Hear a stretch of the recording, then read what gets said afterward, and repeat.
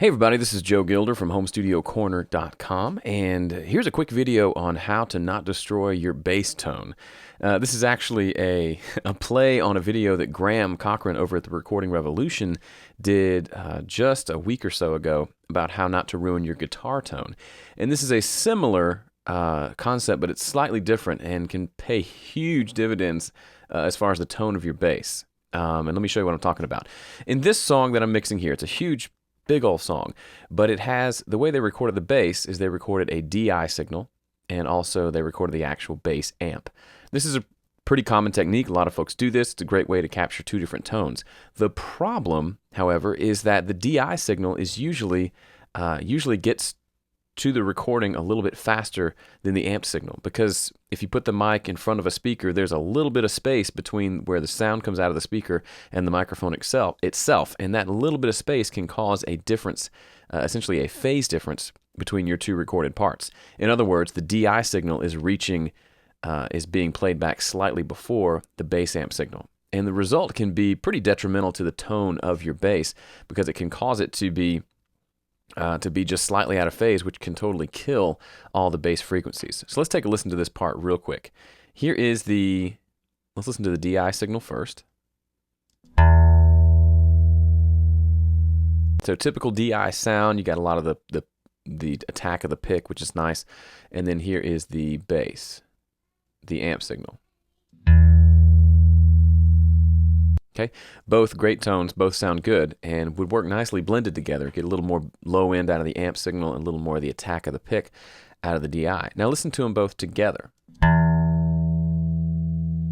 All right, what happened to the low end? If I take away one, there's low end there. Take away the other, there's some low end there, but together, they sound pretty awful. And these are both at the same volume. So what's the problem?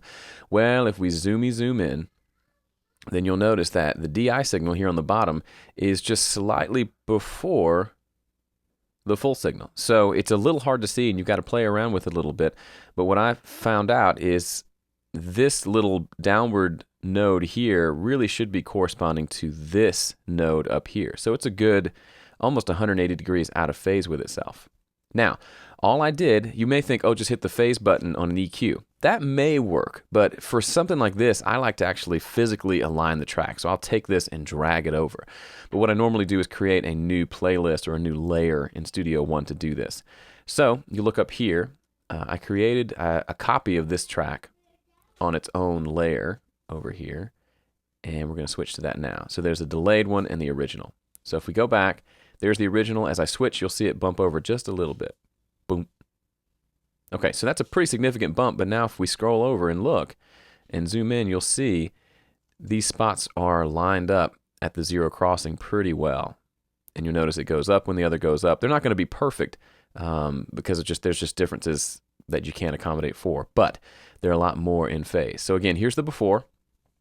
Here's the original signal. It's a little before it. And then as we delay it, again, I just manually drag this around till I found a good spot. There it is. So let's listen to it after the fact now. So here's the before signal with both of them playing at the same volume. Doesn't sound great. Here's the after.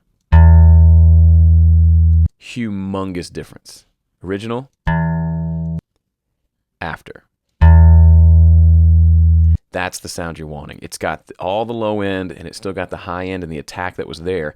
And it actually has a little bit of a chorusy sound, which actually I think works on the bass. So it may not still be perfectly in phase with itself, but it's much more so that you're getting all that low end that you were losing before. And you'll see the waveforms don't look exactly the same because they're two different sources, and they're going to look different. But by lining them up more closely, we end up with a much thicker, fuller sounding bass that's going to really rock in this mix. So next time you're mixing two sources of the same thing, make sure you go in and see if they're phase aligned. That can save you a lot of heartache when you go to mix this yourself.